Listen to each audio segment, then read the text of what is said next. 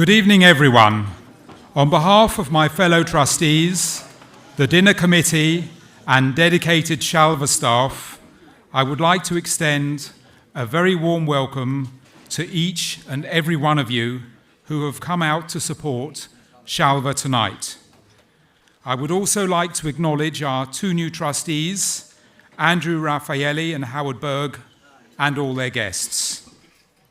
Ingrid and I have had the privilege to watch this organisation grow significantly over nearly 15 years, including the opening of the 220,000 square foot National Centre in Jerusalem, enabling us to help and care for over 2,000 children and young adults on a weekly basis.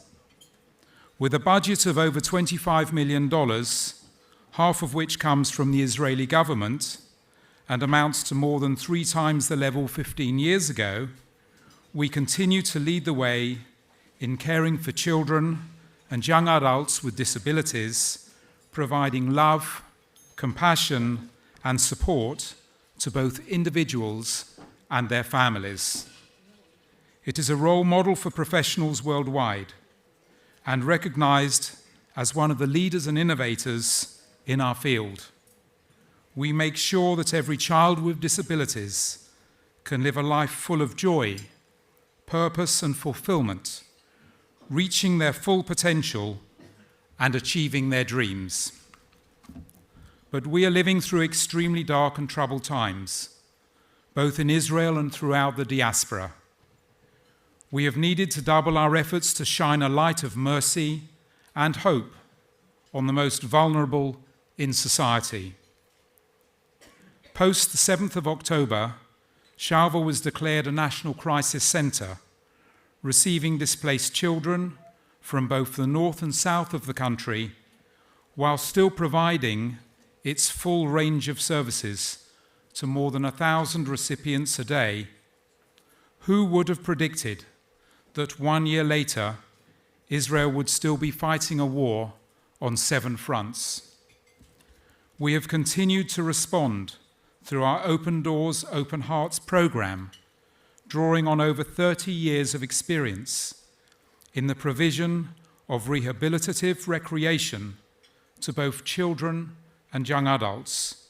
And with funding, this will continue until they are able to safely return to their communities.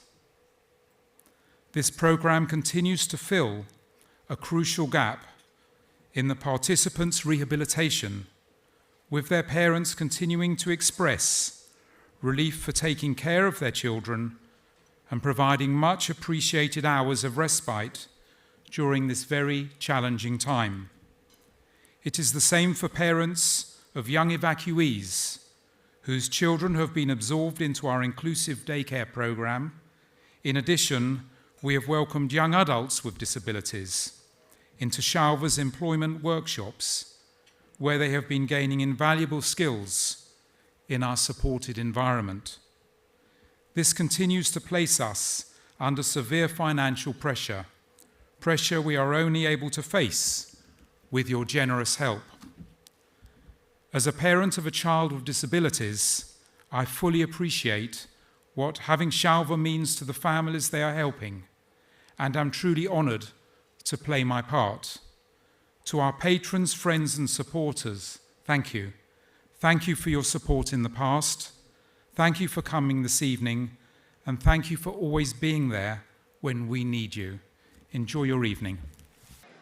Ladies and gentlemen, please welcome the CEO of Shalva, Yochanan Samuels.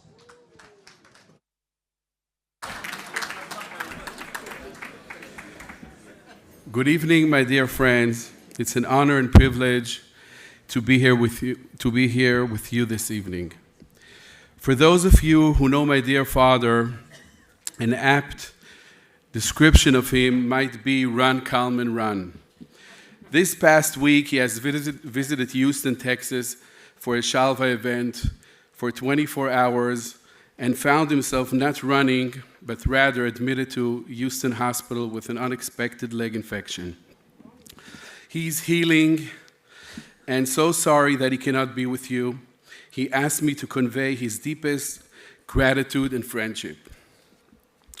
Tonight, we gather to celebrate Shalva, an organization that embodies its name, meaning peace of mind.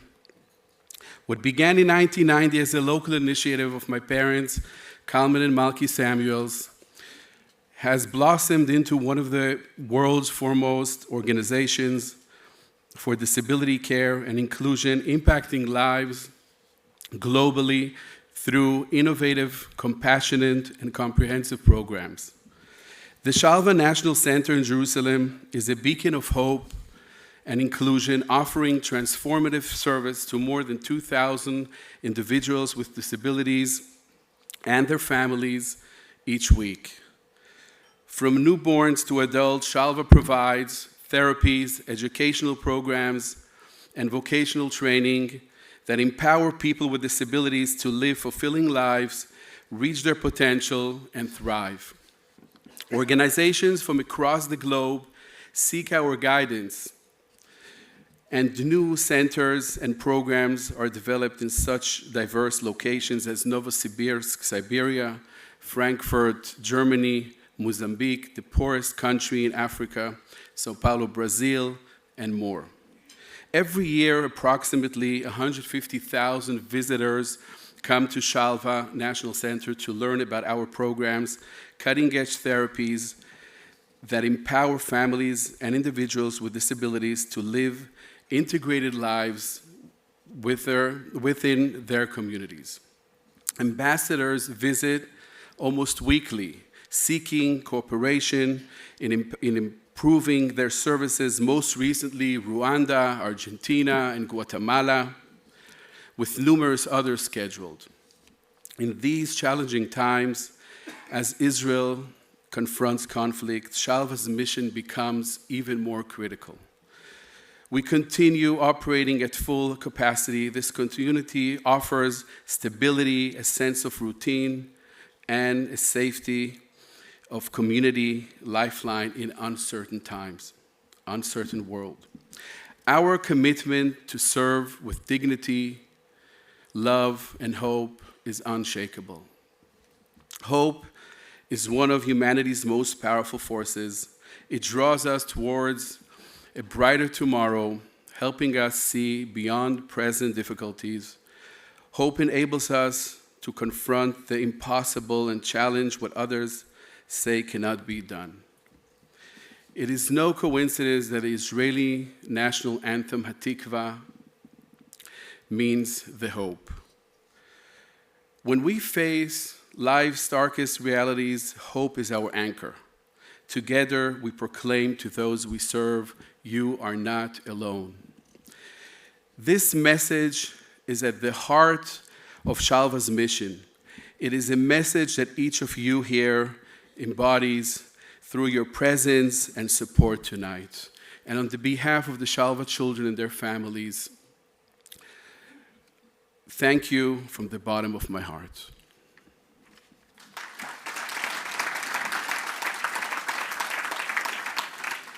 Please turn to the screens where you'll see Jonathan Conricus visit to Shalva a few weeks ago. You will be hearing from Jonathan later in the evening. Thank you. Shalom, everyone. Alan. So, it's an honor, very much an honor. I'd like to first start with saying thank you for having me here. I am on the last leg of a speaking tour that took me to the US and Canada. I flew in from San Diego a day or so ago. And during this tour that I've been on, I've been speaking with people about Shalva as if I'm part of the family. And I hope you could see in the video how authentic and real my emotions towards what I've seen. And then that was before I read the book and really got a better understanding of really, truly how magnificent Shalva is and the story behind it, of the family. So I'm very proud to be here, and I've been lobbying and soliciting people to support Shalva, even though nobody asked me to do it, which probably is a good thing. I wish I could spend more time, appreciating the work of the Shalva family and thanking you for what you're doing. But my ticket here is to give you an interpretation, my assessment of what's going on in Israel from a military perspective. And I'll use the time that I have, and then there'll be a few questions. It won't be necessarily, the typical Am Yisrael Chai speech, even though I very much believe that Am Yisrael Chai, and I believe that eventually we will emerge victorious, and I believe that the only home that we have is the State of Israel, and I believe that we will take care of our enemies. It'll take us some time, but eventually we will do it. Had I not believed that, then for sure I probably wouldn't be living in Israel with my 4 kids, 2 of them 18-year-old, on their way to the military, which kind of makes things very personal, up and close and personal, as we are at war. So having said that, I want to share my assessment of where we are now. I spent 24 years in the military, in the IDF. I started as a heavy machine gunner. If there are Israelis in the crowd, then magist. And fought in Lebanon for the first 3 years of my service, 97 to 2000, encountered Hezbollah there for the first time, and then spent the better part of 5 years fighting in Gaza between 2000 and 2005. So as a platoon commander and company commander in infantry in Givati. All of the places that we speak about today and that many people around the world have allegedly educated themselves about, Gaza City, Khan Yunis, Rafah, all of the former Israeli communities that existed there, are places that I remember very clearly.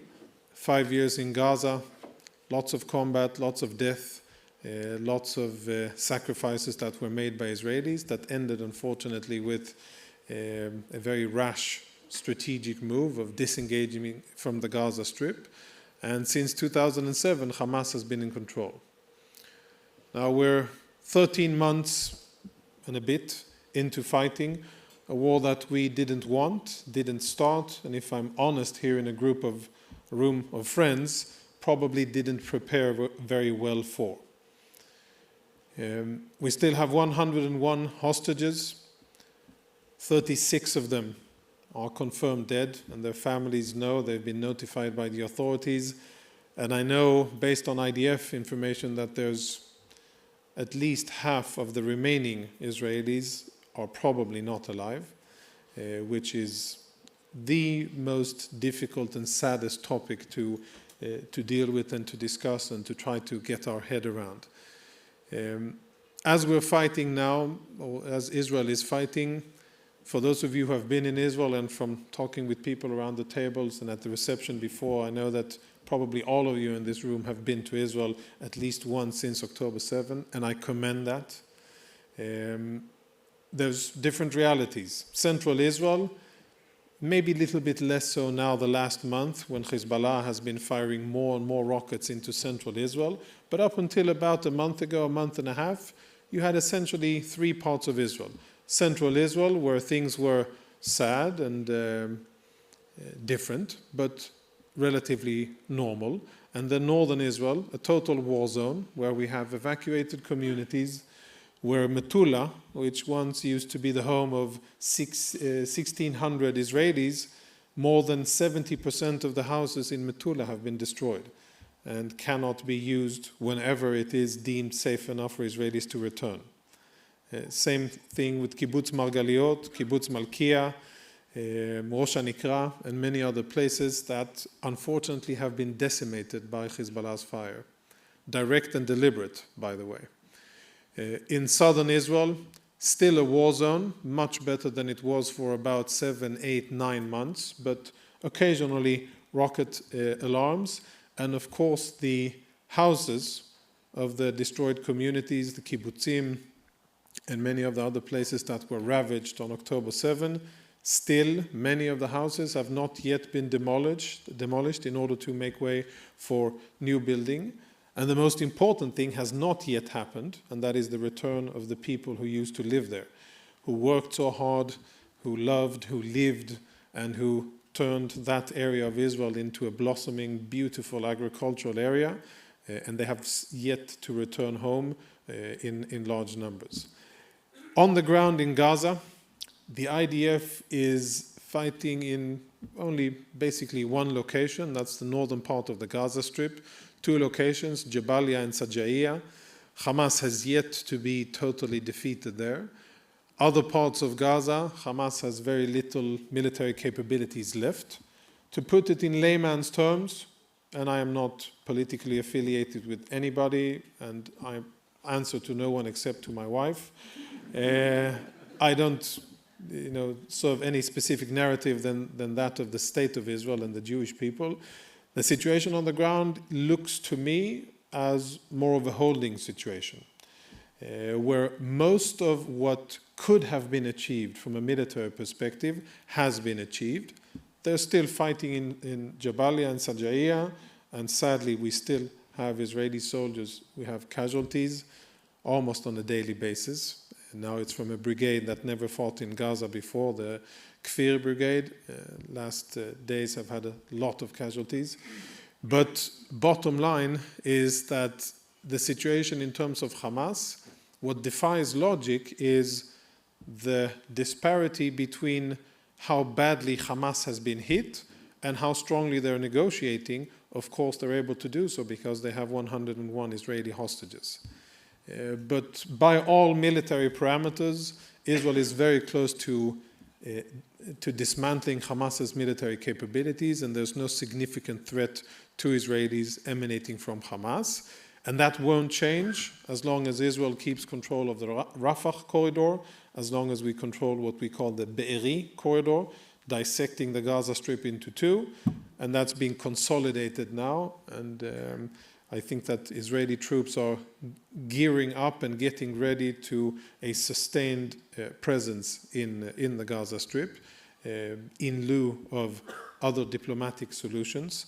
And as sad and odd as it is, the Israeli troops are operating in northern Gaza, but that's probably not where the hostages are. But militarily speaking, politically speaking, Israel defined 3 goals. 1, to dismantle Hamas's military capabilities. 2, their administrative control. And 3, get back the hostages. 1 has almost been achieved. 2, not yet. And 3, definitely not yet. And the second goal, in my mind, will not be achieved until Israel finds a political and diplomatic solution that forces Hamas out and makes sure that they do not have their hands and their people controlling the distribution of food and providing services and paying salaries to local municipal workers in Gaza. That's where the battlefield is now. It has migrated more from kinetic military operations, fighting terrorists, even though that still happens, but it's really now much more who is going to distribute humanitarian aid, who is going to clean up the trash, and who distributes services to the local Palestinian population. As we speak, it's still Hamas. And until Israel changes that, then that's the situation we're in, and Hamas will still govern the Gaza Strip, which means that we don't win yet. The moment that we do effect that change, either one option with Israeli soldiers that will do those tasks, which in military language is called military occupation, either we get a coalition of sorts, Arabs from the region, with perhaps the Saudis being part of it under American stewardship and guidance, that may happen. Or, and a less preferred option, the Palestinian Authority or local leaders of Gaza will rise up against Hamas. Out of the 3, and I think these are the 3 main options, the one that I think is the most likeliest to happen is the first one. Not the best one. It would be much better if we could carry on and transition from the current situation of fighting into handing it over to some kind of Arab regional international force where we would have security oversight. Currently, I don't see the political landscape or the stars aligning for that to happen. Unfortunate, and as you know, I think that it's, again, to go back to the personal perspective. As I said in the video, I'm blessed with 4 children. The youngest one, he's 11. When my wife and I speak about the situation, and when we assess, where we will be in a few years and what the kids will do in the military, we of course educate them to do meaningful combat service in the IDF. But when we think of it, I think it's fair to assume that our youngest 11-year-old, he'll be deployed in Gaza. I think that's a very fair and reasonable assessment. Probably the fighting won't be at a high level of intensity like the first months of the war, but it'll be something similar to this, and we will have to continue to fight and have to continue to weed out the remains of Hamas. And it's a generational task, not less than that. And I think that's very important to communicate here and to have people understand where we stand and understand the time frame. The time frame isn't that we are really close to finishing the job. We've done most of the heavy lifting, but in terms of where we're going ahead, this still is going to take a lot of time and a lot of effort, hopefully not a lot of casualties and sacrifices, but it's something that will take us a lot of time to do. So that's the situation in Gaza. If we move towards the north, a little bit easier, because we don't have 101 hostages in the hands of brutal terrorists. The last, I would say, 3 months since the successful pager attack, I think have shifted the balance in the equation. And there are, I think, very important things happening in Lebanon, which are influence the relationship, the local tactical relationship, Hezbollah and Israel, but it also reflects on the bigger strategic picture. And these 2 things are very important. So first off, Hezbollah is suffering. They've had more than 2,500 combatants killed in the fighting in southern Lebanon alone, an assessed amount of 1,500 additional Hezbollah killed during the first 10 months of the fighting. Its senior leadership has been decimated, and in some positions they're at guy number 4, succession number 3 or succession number 4, after Israel has been able to eliminate them. Their logistics are impaired, their command and control is limited, their ability to fire long-range rockets towards Israel is about 1/10 of what we assess that they would be able to do before the war. And that is thanks to successful operations by the Israeli Air Force, where the Israeli Air Force struck the launchers in one specific night after the beeper operation. We also took out Hassan Nasrallah and attacked the long and mid-range launchers. And that has set the organization out of balance. Something very important happening in Lebanon is also the fact that for the first time, the invincibility, or the perceived invincibility of Hezbollah is challenged and eroded. Their constituents, the Shiites, are on the move as internally displaced persons. Nobody wants them, nobody's welcoming them, not in Beirut, and not in Tripoli, and not in the mountain area, and nowhere else. They're humiliated, and for the first time in about 20 years, they are re-evaluating the whole system of having Hezbollah as their patron and having the Iranians support them. And there's a lot of historic grudges between the Maronites, the Druze, the Sunnis, and the Shiites. These are positive things that would not have happened had it not been for the battlefield success of Israel and taking out Hezbollah's leadership, Hassan Nasrallah, and everybody else. I remember seeing in the former defense minister's office, Gallant's office, I think it was 3 months after the war started, he put up a poster in his room, in his office in the Kiryat, of the entire leadership, the general staff, so to speak, of Hezbollah. And at the time, all of them were still alive. We hadn't taken out even one of them. Today, that entire organogram is no more. None of them exist. None of them are alive. And this is hundreds, if not thousands, of years of accumulated terrorist experience, connections, knowledge, and of course a deep hatred towards Israel, who no longer are there. The military situation on the ground, Israeli troops are fighting very close to the border. It is a very limited maneuver that the IDF is doing. The aim currently is to dismantle Hezbollah's infrastructure. Most of that has been achieved across approximately 80 to 90 kilometers across the border. Just a few kilometers in, not many locations, there's more than 5 kilometers, so most of the area it's less than 5 kilometers that Israel has maneuvered in. Again, I'll say something that I won't say in the media. On October 7, as horrible as the situation was, we got lucky. We got lucky that Yahya Sinwar, for some reason, decided to jump the gun and to go about and launch Hamas's attack at Israel without the coordination with Hezbollah, Palestinians in Judea and Samaria, and the Iranians having been 100% set.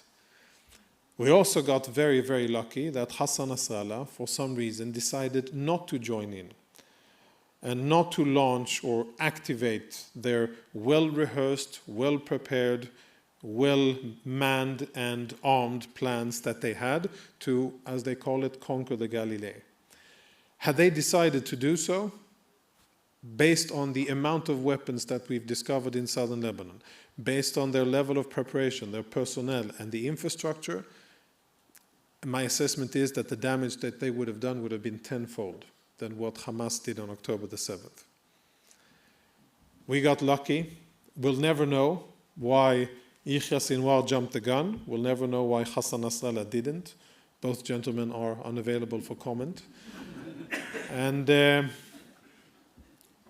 what we're seeing is that they spent a lot of years, time, money, resources in preparing that, and the level of infrastructure was just massive. 70,000 Israelis have yet to be able to return home to northern Israel. I think we're getting closer and we're working in the right direction, but it's still not there. And still there are Israeli communities that are within direct line of sight and therefore within firing range of long-range anti-tank missiles.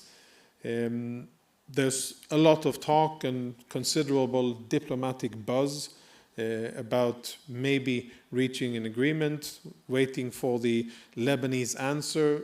We got kind of a yes but, which was the anticipated answer that everybody thought that the Lebanese would say. Now it remains to be seen what's the but, what are the additional details. But as that is going on, may reach some kind of an agreement that will allow at least a temporary cessation of hostilities for Israelis to go back home, for us to start rebuilding, and probably we'll try to not make the same mistakes that we did after 2006 and not allow Hezbollah back down to the border. It won't solve the problem of Hezbollah. It won't solve the long-range rockets. It won't solve their state within a state. None of that is currently threatened. Which brings me to the most important part of the situation, where there's actually a bit of room for optimism. For about 20 years, 25 some may say, the Islamic Republic of Iran built and executed a very disciplined strategy to fight Israel in an indirect war of attrition, to fight Israel until it is weak enough, depleted from personnel, talent, and economic and military capabilities, and then move in for the kill.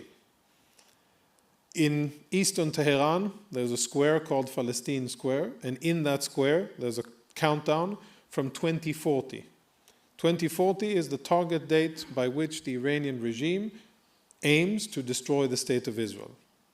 And I think we, and everybody around the world, shouldn't make the same mistake that we did with Hamas before October 7, and, brushing aside all of their talk and saying, well, this is just jihadi talk, it's just for domestic consumption.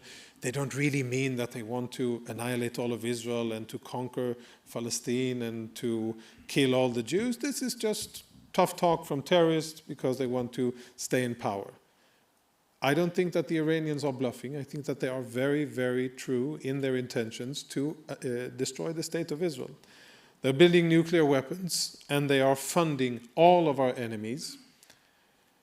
And what has changed in the last few months since Israel took out a few important Iranian people at the Iranian embassy in Damascus and then eliminated Ismail Haniyeh in Tehran, that set into motion what I believe can be substantial, strategic, long-term change in the Middle East for the better.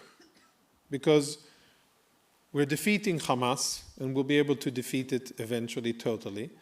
We'll be able to keep Hezbollah at bay, and we've dealt Hezbollah a severe blow that will take them years to recover from. But if we don't take care of the country that supplies them with weapons and money and political guidance and extremism, then we'll just push the situation, kick the can down the road a few years, but they'll be back. If we don't take care of the Iranian regime and if we don't hold them accountable for their acts of aggression against Israel, then they'll continue funding all of our enemies, and we in Israel will continue to live in this almost constant state of war. And you in the UK and Jews around the world will continue to feel the growing presence and threat of anti-Semitism, because the things go together, as we've seen and felt and witnessed over the last year. Fighting in Israel, rise in anti-Semitism around the world.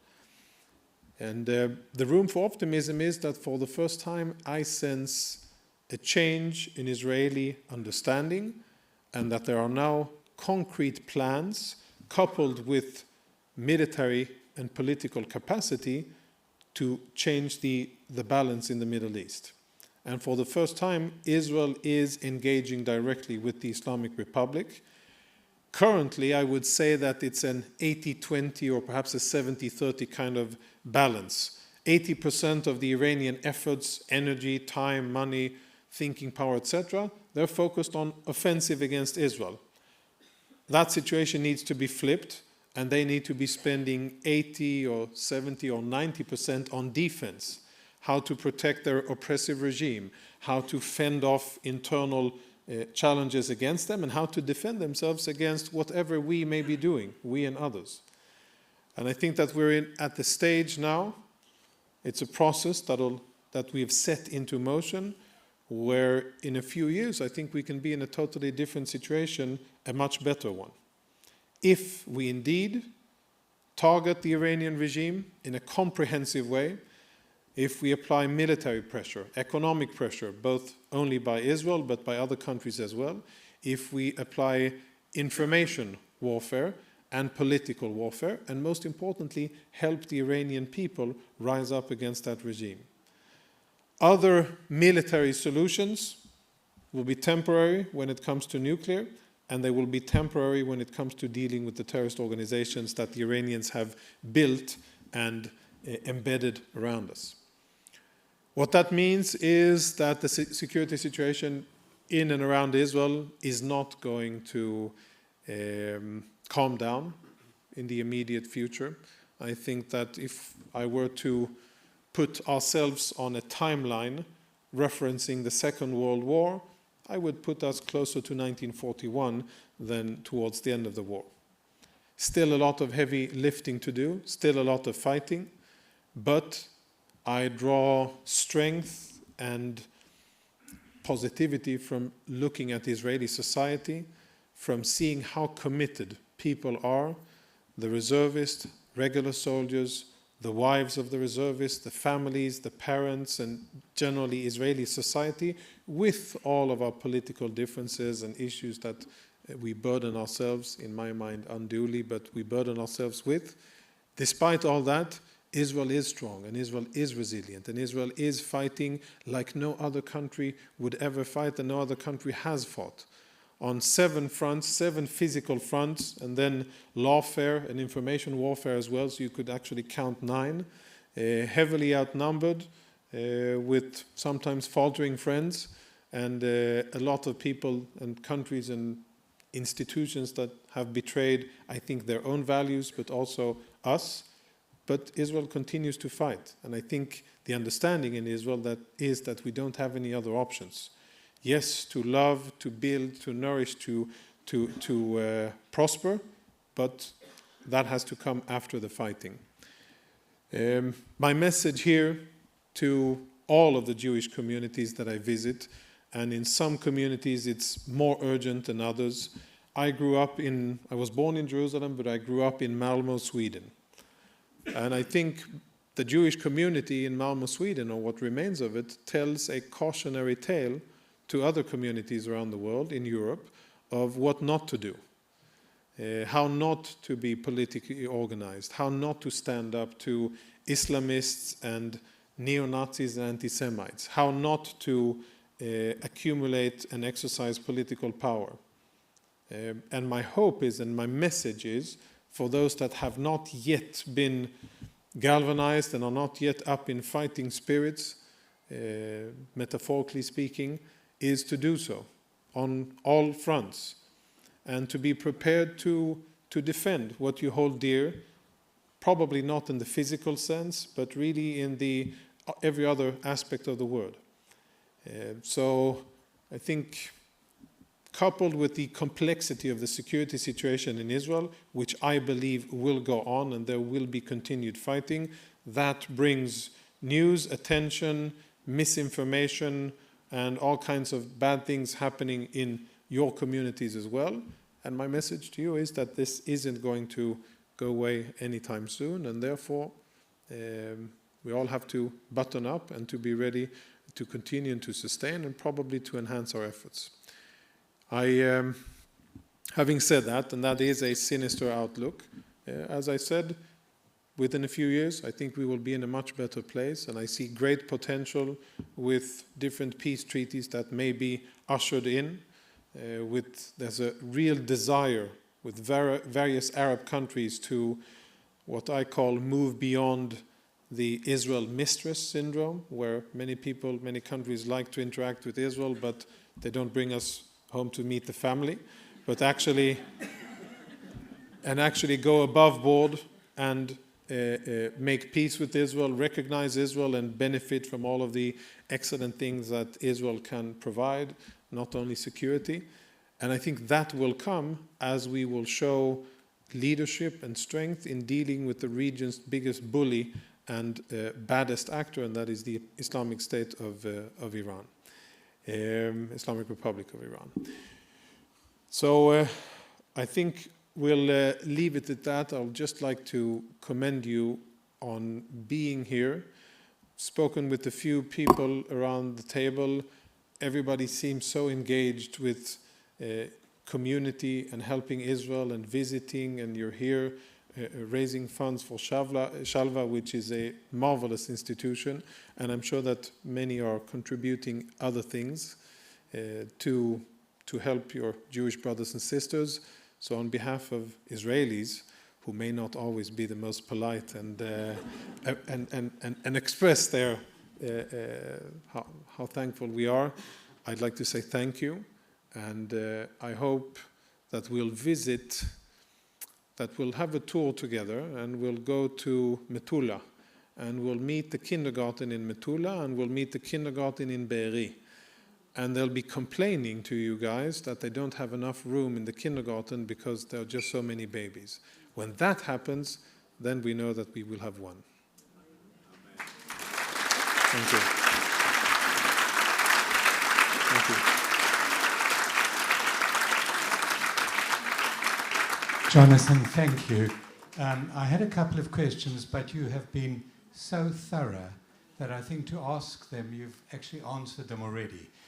If there's anybody in the room who feels that they haven't had enough information from Jonathan and would like to ask more questions, we have a breakfast here tomorrow morning at 8 o'clock. And please do come along. It's going to be more relaxed. You'll be able to ask questions and if you feel you haven't got enough information. Jonathan, I'd like to thank you for those wonderful insights and for sharing your views. You are a true ambassador for Israel and the Jewish world at large, a beacon in so much darkness. Thank you too for being a wonderful friend of Shalva. Thank you. Honor is mine.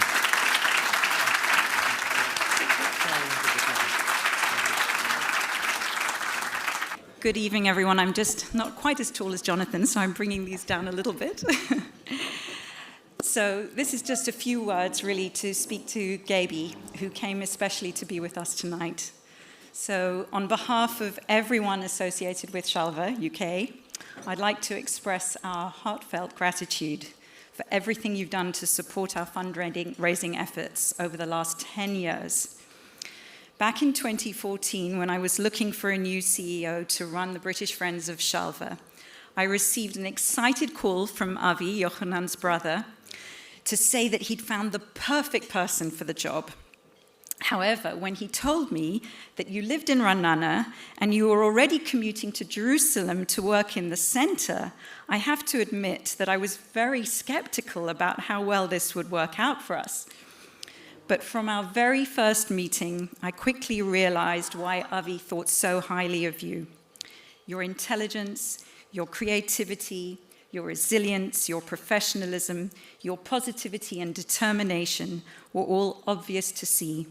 And I felt certain that Shalva UK would be in safe hands. Whenever we visited the center in Jerusalem, you were always there to greet us warmly and show us firsthand all the wonderful work that was being done to support Shalva children and their families. Whenever you came to London for a few days, you would hit the ground running, take the red-eye flight back again to Tel Aviv, and I don't think it would have been humanly possible to have fit in more meetings in between. I can speak on behalf of everyone here who's had the pleasure of meeting you, Gaby, that it's been an honor and a privilege to have worked with you for all these years. We're so proud of everything we've achieved together for Shalva. You've left a lasting legacy, and with the auspicious appointment of Louis Bloch as your successor, I'm confident that we will all continue to build on these strong foundations that you worked so hard to establish for us. Gaby, we so appreciate everything you've done and continue to do in support of our fundraising efforts. But above and beyond that, we appreciate your boundless and sincere friendship. The fact that you are here with us this evening is a real testament to that, as well as to Louis's impressive powers of persuasion. And we hope that this special friendship will continue for decades to come. We're delighted for you to have this exciting new opportunity in your professional career with Emun, and wish you every success with it. They're very lucky to have you. This Gerstein butterfly we're presenting you with tonight represents the joy we had working with you and the peace of mind that that brought to the Shalva children and their families, who were the beneficiaries of all the funds we raised together. I hope that it will always serve as a happy reminder of this meaningful chapter in your life.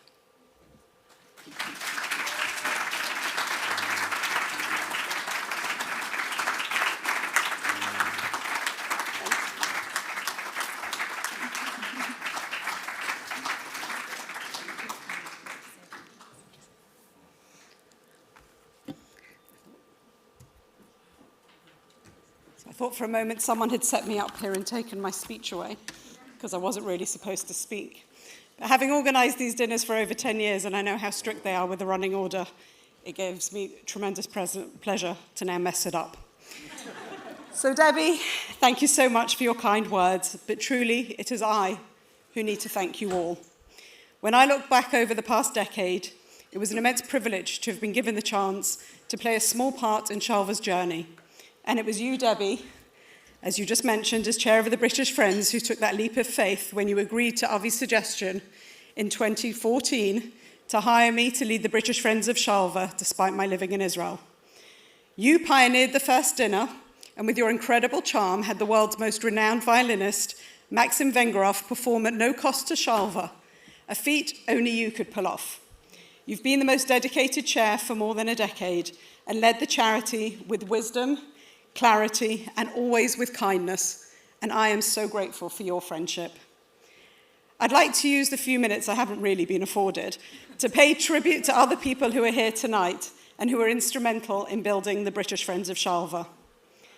To the most efficient treasurer and serial trustee, John Corrie, who has flown over with his wife Tabby from Israel to be here tonight.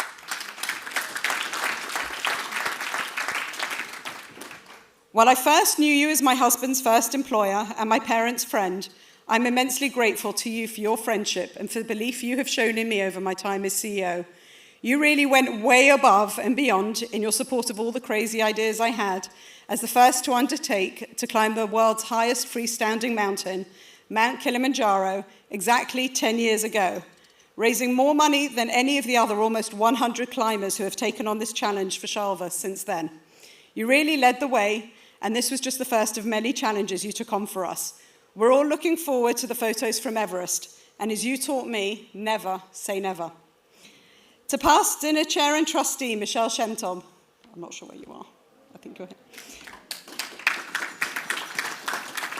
You and Bob have become such dear friends, and while your language may have been just a little bit colourful in the slightly tense days leading up to one of the dinners, you held it all together, you pushed on and pulled it off with your inimitable style. We certainly laughed an awful lot over the years and continue to enjoy good times together to this very day. To Simon and Ingrid, again, I can see nothing.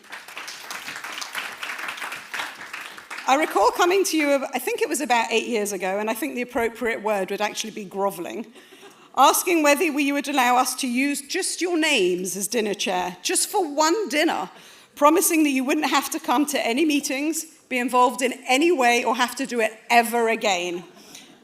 Well, here we are, and I guess there's a lesson in there somewhere. Thank you for leading us through the most challenging years, from creating black tie gala dinners for over 500 people to having to have a plan A, B, and C during the COVID years, and giving us the opportunity to pivot as lockdown was introduced just before our planned dinner, and we ended up sending boxed meals to hundreds of people's homes and holding our breaths as we hosted a live broadcast online for thousands of people who were no doubt sitting in their pajamas across 3 different continents, with Simon all looking very dapper in his suit, hosting from the studio in some corner of Sussex, me trying to remain composed in a bomb shelter in Israel, while holding a live interview with heartthrob Lior Raz, who was hiding in some really dodgy corner of Dubai. So the following years, we thought to try something easier and go with a crowdfunding trend. With hindsight, while efficient and effective, I think everyone in this room can agree that it's not an easy fundraising route for those behind the wheel.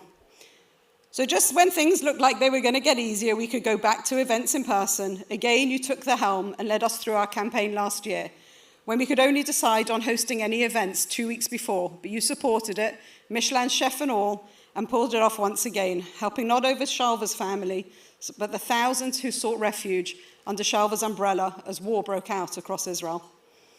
While I miss our meetings in your gorgeous home, I'm eternally grateful for everything you have done and look forward to coming by just to share a glass of wine, hang out with your dogs and schmooze, and no mentions of a fundraising goal.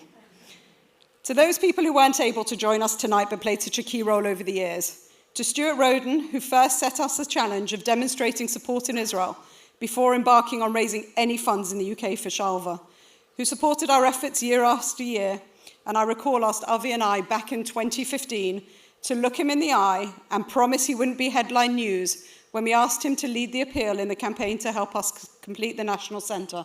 It's an amazing now to sit here and think that anyone ever had any doubt. Oh, and Stuart, on behalf of Lior, the mentalist Lior Suchard, we'd obviously like to apologise for sharing your banker details with the hundreds of guests in the Grosvenor House, and I'm sure there were a few eyebrows raised at the bank when they were notified, but we thank you for being a super sport about it. To Lorraine Harris, the most dedicated trustee who literally thinks of Shalva all day, every day, and I can attest often through the night, but is thankfully finally taking her lifelong dream holiday. We all miss you here tonight, but don't worry, they'll get you next year. A thank you to all of you here who joined me for many early morning lattes, brunch, lunch, afternoon tea, dinner or nightcap across the northwest London cafes, restaurants or bars, often at very short notice to catch up on the latest Shalva developments. I really look forward to keeping all those establishments in business and meeting on future trips. And of course, a big thank you to my wonderful parents who allowed me to use and abuse their home for over 10 years on my monthly visits. To my teammates in the UK, Juliet and Sharon, I miss you daily. You always held it all together and have once again pulled off a fabulous dinner under Lewis's leadership, and I've thoroughly enjoyed the evening, and especially not caring about your running order. Achron Chaviv, lastly to the Samuels family, to Malkia and Kalman, Avi and Yochanan, thank you for also giving me the opportunity to lead the International Advisory Council, where the plans for a Shalva endowment, adult independent living, and the Shalva Institute all took shape. These are the cornerstones that will secure Shalva's future and enable the vision, professionalism, and actually the magic of Shalva to impact individuals with disabilities and their families and societies globally. Thank you for allowing me to join your journey from a smallish centre in Hanof to the largest centre for people with disabilities in the world, set in the heart of Jerusalem. As your vision became a reality, your dream never dreamed came to fruition. I'm so sorry that Carmen is not here tonight and wish him a full and speedy recovery. And we'll end with a line from one of his favourite songs from the 1970s, the Eagles' Hotel California. You can check out any time you like, but you can never leave. I may have checked out, but I will forever remain part of the Shalva family, and thank you all for allowing me to never leave. I know that you are all keen to get away, and it's very, very nice when somebody has already done your thank you speech for you. Thank you, Gaby. So there's just a few people who didn't get a thank you that I'd like to thank. An evening like this doesn't just happen on its own. I'd like to thank Yochanan and Itamar for coming from Israel to be with us this evening. It's greatly appreciated, and your support from Israel is invaluable. Thank you. To Sharon Kaminsky, who came all the way from Toronto on sort of 3 days' notice. She had no intention of being here, and I told her how exciting our dinner was going to be, and she booked a flight, and here she is. So thank you very much for your support. Juliet and Sharon, I know you've been mentioned already, but I want to just give my thanks. No one could want for a better team. You are both absolutely exceptional. I'd like to thank Lilibet Cantor for giving the whole event that special touch. The room looks absolutely wonderful. To the table hosts for making the event possible, we could not have done it without you. Please start planning your recruitment for next year from tomorrow. To Eat Me for the fantastic food. You have been absolutely brilliant to deal with. To M Productions for your absolutely excellent attention to detail. You are the mainstay of every Shalva event. A special thank you must go to South Hampstead Shul team and to Lorenzo and his caretaking team. No ask was too much.